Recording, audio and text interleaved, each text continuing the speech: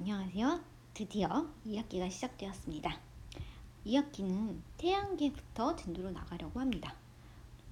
이제 태양, 그리고 태양계, 우주 안에 있는 우리를 살펴보려고 해요. 그래서 태양계에 있는 지구, 달, 태양, 그리고 태양계 안에 있는 행성들의 특징들을 이번 단원에서 알아보고자 합니다. 태양계라고 하면요, 이 광활한 우주 안에 우리 은하라고 있는 태양계가 속해 있는 은하가 있어요. 그 우리 은하 나선 8에 있는 태양을 중심으로 공전하고 있는 행성들이 뭉쳐있는 그 부분을 태양계라고 합니다. 그래서 태양이 주인공이겠죠. 그래서 이 태양을 중심으로, 그리고 지구가 속해 있는 이 공간 태양계에 대해서 한번 알아보도록 하겠습니다. 가장 먼저 지구에 대해서 알아보려고 합니다. 지금 우리는 지구가 둥글다는 걸 알고 있어요. 하지만 옛날 사람들은 지구가 둥글다는 걸 알았을까요? 지구가 어떻게 생겼는지 알았을까요? 현재 우리는 지구가 둥글다는 걸 확실히 알 수 있는 이유는 우주에서 지구를 바라봤기 때문이에요. 그래서 그 사진을 우리가 봤기 때문에 지구는 둥근 파란색 별이구나 라고, 별 아니죠, 둥근 파란색 행성이구나 라고 이야기를 할 수 있는 건데요. 옛날 사람들은 어떻게 생각했을까요? 정말 상상에 기반했겠죠? 이집트 사람들은요, 바로 지구는 이 누워있는 대지의 여신, 그리고 하늘의 여신, 그리고 하늘의 여신 몸에 막 이렇게 별이 새겨져 있다고 생각을 했대요. 우리는 이 안에서 살아가겠죠? 그래서 이렇게 여신들로 이루어진 게 지구다라고 이집트 사람들은 생각했다고 합니다. 고대 바빌로니아 사람들은요, 지구는 평평한 모습이라 생각을 했대요. 어쩌면 우리도 아무것도 배우지 않았고 그냥 지구를 바라본다면 지구는 평평하겠다라고 생각할 가능성이 가장 크겠죠. 바로 이런 평평한 모습인 지구는 수평의 끝이 지구의 끝이겠죠. 그래서 계속 나아가다 보면 언젠가 하늘과 맞닿은 곳이 있을 거다라고 생각을 했다고 합니다. 인도 사람들은요, 지구는 둥글다고 생각했대요. 근데 지구 아래 코끼리가 받치고 있다 생각했대요. 그리고 그 코끼리는요, 거북이 등 위에 올라가 있고요. 거북이는 커다란 뱀 위에 올라서 있다고 생각을 했대요. 그래서 이렇게 신성한 동물들이 받치고 있는 모습을 생각을 했다고 합니다. 이게 인도 사람들이 옛날에 생각했던 지구의 모습입니다. 물론 지금은 이제 많이 바뀌었겠죠. 되게 오랜 시간 동안 지구를 바라보는 관점들이 많이 바뀌었어요. 그래서 이런 것들을 알아가다 보면 과학 사회 흐름을 알게 되면 우리가 배우는 단계, 그리고 내가 생각하는 5개념을 쉽게 바라볼 수 있을 겁니다. 지구는 진짜 둥글까요? 진짜 옛날 사람들은 지구가 둥글다고 생각했을까요? 이거는요, 정확하게 알고 재미있게 좀 볼 수 있는 책 하나 소개시켜 줄게요. 그래비티라는 책이 있어요. 만화책인데요. 중력에 관련된 이야기죠. 근데 옛날 사람들이 지구를 어떻게 생각했는지, 그리고 지구가 진짜 둥글까? 중력이 진짜 존재할까? 지구의 크기는 얼마큼 될까? 어떻게 측정했을까? 이런 것들이요, 되게 재미있게, 그리고 역사적인 순서대로 잘 표현이 되어 있어요. 그래서 한번 읽어보기를 추천합니다. 그래비티라는 책이에요. 바로 이 배의 모습을 보고 고대 그리스 사람들이 이런 생각을 했어요. 만약에 지구가 평평하다면요, 얘가 이렇게 끝까지 밑이 보여야 되겠죠. 멀리 가더라도 바다에서. 근데 우리 이렇게 보다 보면요, 이렇게 배가 멀리 가다 보면 이렇게 끝까지 안 보이고요, 이 위에만 보여요. 그 얘기는 얘가 이렇게 구부러져 있다는 거죠. 그래서 넘어갔다는 얘기잖아요. 이게 뭔 얘기인지 이해되시나요? 자, 여기서 내가 바라보고 있는데, 배가 가까이 있을 때는 뭐 둘이 똑같겠죠. 근데 지구가 평평하다면 얘는 계속 똑같은 수면 위로 올라가기 때문에 아무리 멀어졌어도 요 끝까지 다 배가 보일 거란 얘기예요. 그리고 지구가 만약 둥글다면요, 이 밑이 안 보일 거예요. 왜냐면 얘가 구부러져 있기 때문에, 곡면이 있기 때문에 이렇게 넘어가게 되면 요 위만 보일 거란 얘기죠. 그래서 이런 걸 착안하면서 지구가 둥글다고 주장하는 사람들이 생겼습니다. 처음엔 당연히 받아들였을까요? 당연히 안 받아들였겠죠. 다른 막 논쟁들이 일어났을 거예요. 그래서 여러 번 둥글다 둥글지 않다 이런 싸움이 일어나게 됩니다. 자, 지구가 둥근 증거를 이제 한번 찾아봅시다. 일단 위성에서 봤더니 둥그네요. 자, 이거는 위성에서 본 거고요. 우리가 지구 안에 있을 때, 지구 안에서 진짜 둥글까라고 생각했을 때는요, 이런 것들을 볼 수 있어요. 월식이 진행되면요, 달에 비친 지구 그림자를 볼 수가 있어요. 자, 월식이라는 거는 그림자에 달이 가리는 거잖아요. 그래서 이 지구가 그림자가 이렇게 가려지는데 이 상황을 보면요, 그림자가 이렇게 곡면이 생기죠. 그래서 지구가 둥글구나 라는 걸 생각해 볼 수 있죠. 자, 월식 자주 보기 어려워요. 뭘 볼 수 있냐? 북극성이에요.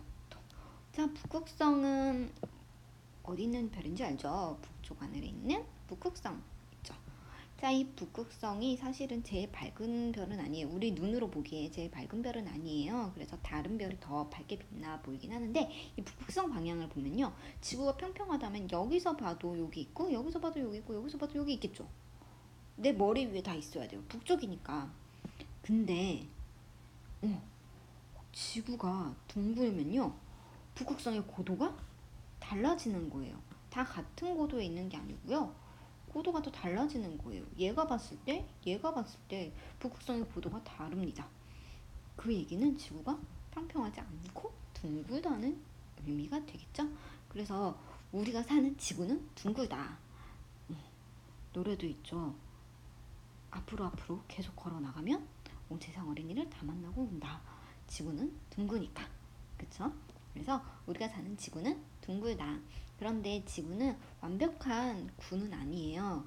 뒤에서 얘기를 하겠지만 지구는 자전을 하고 있죠. 그렇기 때문에 약간 찌그러져 있습니다. 자전을 하고 있기 때문에 가운데 부분이 약간 볼록 튀어나온 부분이 되어 있는 약간 타원의 모습이 지구는 가지고 있어요. 그래서 중력의 크기도 적도랑 극이 같지는 않아요. 왜냐하면 완벽한 구가 아니라서 그렇습니다. 자, 지구가 둥글다는 증거, 아까 얘기했죠. 월식 때 그림자, 북극성의 고도, 이런 얘기가 있었는데, 사실은 이런 게 있어도요, 옛날에 이거 잘 믿었겠어요? 잘 안 믿었겠죠. 정확한 증거를 가져와라 라는 얘기를 계속 했을 거예요. 언제부터 사람들이 많이 믿기 시작했냐면요, 16세기 초에 마젤란이라는 사람이 세계 일주에 성공을 합니다. 대단하죠. 바로 이 세계 일주에 성공을 하면서 지구는 둥글다라는 걸 이제 대부분의 사람들이 믿게 되는 겁니다. 대단하죠. 마젤란이요. 그래서 이렇게 쭉 돌아가지고 한 바퀴 돌고 옵니다. 자, 현재는 어디서 촬영한다고요? 인공위성에서 촬영하고 있습니다. 그래서 우리 지구는 매우 아름다운 행성이라는 거를 알고 있죠. 자, 지구가 둥글다는 거 알았습니다. 이제 지구의 크기를 알고 싶어요. 너무 어렵겠죠. 일단은요, 자로 측정하기는 어려워요. 반지름을 알면 참 좋겠죠. 땅을 파볼까요? 배웠겠지만 우리의 지구는 내핵, 외핵, 멘틀, 지각으로 이루어져 있죠. 우리는 이 지각도 어느 정도 파지를 못해요. 10km 이상 파게 되면요, 압력이 너무 세지기 때문에 그 이상 땅을 팔 수도 없어요. 그래서 밑으로 들어갈 수가 없습니다. 양 6,400km 정도라고 생각을 하고 있거든요. 반지름은. 이 개미가 영구공 크기를 알고 싶은데 이렇게 올라가려니까 아이고, 이거 걸어가기 너무 어려워요. 그럼 인간이 직접 여기서 들고 갈까요? 그것까지? 그것도 조금 어렵겠죠?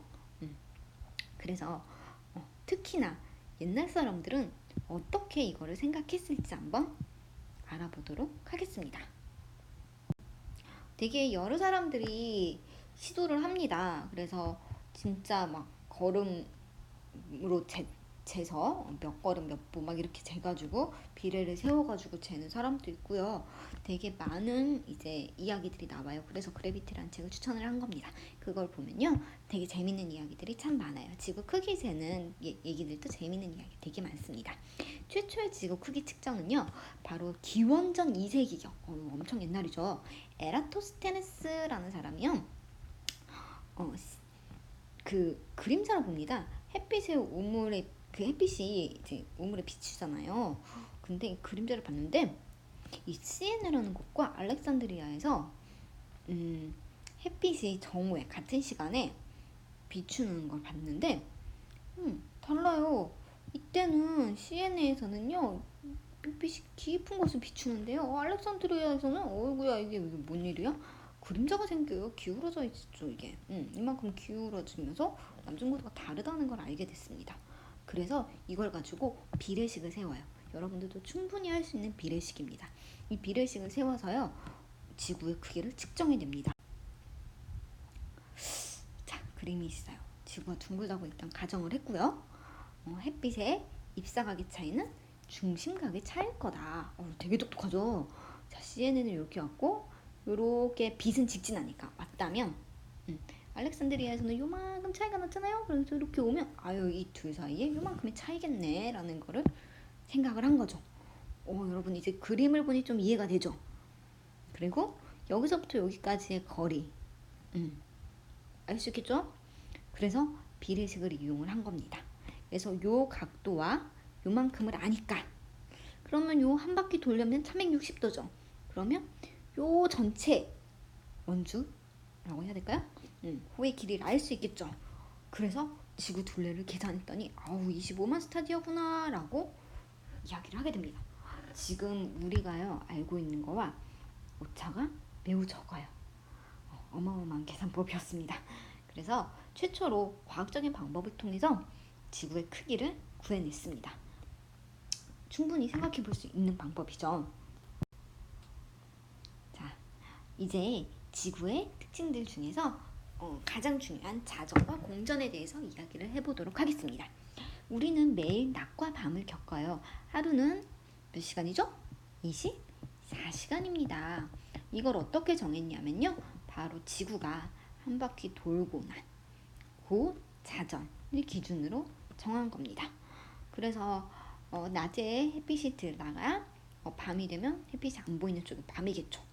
그리고 돌기니까 다시 햇빛이 비치겠죠. 그러면 하루가 지난 거예요. 태양은 어디서 뜨고 어디서 지죠? 동쪽에서 뜨고 서쪽에서 지죠. 자, 태양은 움직이는 게 아니라 지구가 돌고 있죠. 그러면 태양이 동쪽에서 뜨려면 지구는 어디서 어디로 자전해야 될까요? 자, 한번 생각을 해봅시다. 자, 태양이 도는 게 아니고요. 지구가 돌아요. 지구가 뺑글뺑글 돌아서 태양이 동에서 떠서 서로 지게 하려면 지구는 어디서부터 어디로 자전을 해야 되죠? 바로 서쪽에서 동쪽으로 자전을 해야 되겠죠.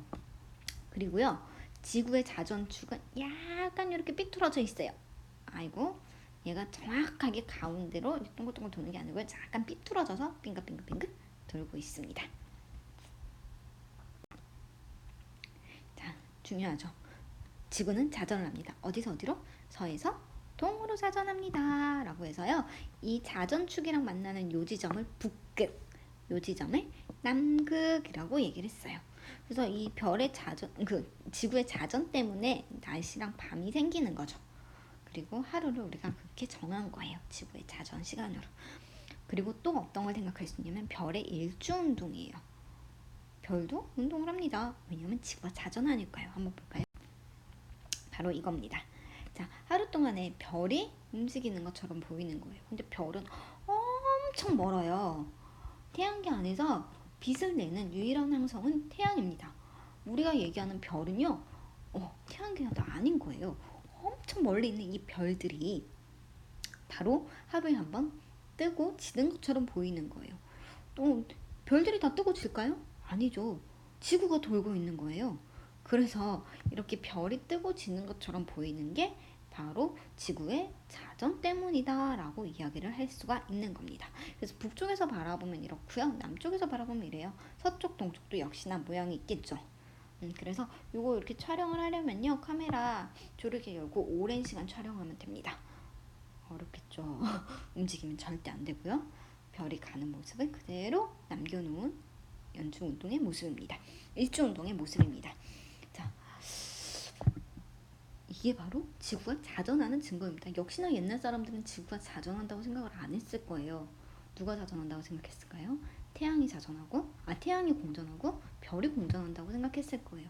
왜냐하면 나는 세상의 중심이니까. 지구는 세상의 중심이어야 됐기 때문에 바로 지구가 자전해서 이게 생기는 게 아니라 별이 움직여서 바로 이런 일주운동의 모습이 생긴다라고 생각했겠지만 실제로는 지구 자전의 증거입니다. 자, 지구는 자전을 하면서 공전도 합니다. 지구는 누구 주변을 공전하죠? 태양 주변을 공전하고 있죠. 지구는 행성이잖아요. 자, 어떻게 알 수 있느냐? 역시나 별자리가 변하는 거예요. 여기 있던 별자리가 15일이 지나니 일로 움직였어요. 바로 지구가 위치를 바꾸고 있는 거죠. 그래서 지구의 공전 때문에 나타나는 일들이 생깁니다. 자, 우리는 요거를 연주운동이라고 이야기를 하는데요. 잠깐 설명을 할게요. 여기 태양이 가운데 있죠. 그리고 이 태양을 중심으로 지구가 뺑뺑뺑뺑 돕니다. 지구가 이렇게 돌다 보니까요. 요렇게 볼 수 있는 별자리들이 계속 바뀌죠. 그래서 마치 지구 입장에서 보면 내가 움직인다고 생각하는 게 아니라 이 태양이 별자리 사이를 지난다고 생각을 하는 거예요. 태양이 지난다고 생각을 하는 거예요. 이게 누구 입장인가요? 바로 지구 입장이죠. 그래서 지구가 원래는 움직이는데 지구는 가만히 있고 지구가 움직이다 보니 태양이 마치 별자리 사이사이를 움직이는 것처럼 보인다라고 해서 이걸 태양의 연주운동이라고 얘기합니다. 역시나 서쪽에서 동쪽으로 이동하겠죠. 그리고 1년 후에는 처음 위치로 오겠죠. 왜냐하면 지구가 한 바퀴 공전하는데 1년이 걸리니까요. 자, 그래서 우리 바로 요 길 있죠? 요 길을 보이죠? 요 길을 황도라고 합니다. 청구라는 곳은요, 지구에서 이렇게 태양이 지나가는 길을 만든 거거든요. 이 청구상에 있는 태양이 지나가는 길을 황도라고 얘기하고요. 여기 있는 12개의 별자리를 황도 12궁이라고 이야기를 합니다. 여러분들이 별자리 점 볼 때 많이 쓰는 그 별자리입니다. 청구라는 이야기나 황도라는 이야기는 나중에 고등학교 가면 조금 더 자세하게 배울 수 있습니다. 자, 지구는요, 아까 얘기했지만 자전을 서서 하는 게 아니고요, 기울어져서 합니다. 이게 되게 큰 의미가 있어요. 이렇게 기울어져서 자전을 하다 보니까요, 태양 복사 에너지 양이 달라집니다. 그래서 여름에 북반구로 입사되는 태양 에너지 양과요, 잘 봅시다. 여름에 입사되는 양과 겨울에 입사되는 양이 확연하게 다르죠. 이게 북반구에, 우리는 북반구에 있으니까 여름에 이만큼이지만 겨울은 이만큼밖에 안 돼요. 그러다 보니까 계절이 나타납니다. 그래서 남중고도가 변하기 때문에 낮의 길이가 달라져 버려요. 남중고도의 변화 때문에. 낮의 길이가 달라지면 당연히 태양 에너지 양 다르죠. 남중고도가 다르기 때문에. 그래서 하질 같은 경우가 이제 남중고도가 가장 높은 시기예요. 태양 복사 에너지가 가장 많고요. 낮이 엄청 긴 날이죠. 동지라고 우리 많이 들어봤죠. 동짓날. 동짓날은요,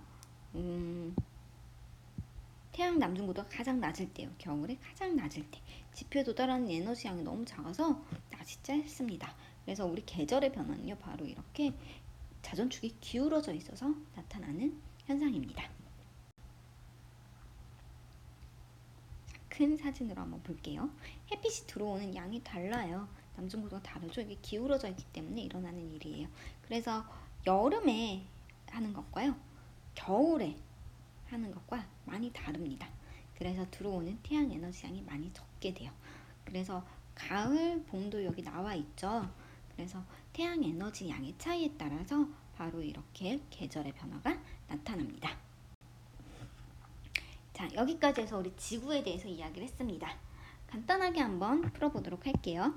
지구는 태양을 중심으로 1년에 한 바퀴씩 어느 쪽에서 어느 쪽으로 이동할까요? 서쪽에서 동쪽으로 이동합니다. 역시나 자전 방향이랑 똑같아요. 서에서 동으로 이동하고요. 지구에서 계절 변화가 나타난 이유가 뭐였죠? 지구 자전축이 기울어져 있어서. 그쵸? 자, 그래서 어떻게 됐죠? 태양의 남중고도, 태양 복사 에너지 양이 달라진다. 이렇게 표현하면 계절 변화가 나타나는 이유를 알 수가 있겠죠. 자, 여기까지 우린 첫 번째 지구에 대해서 이야기를 해보았습니다.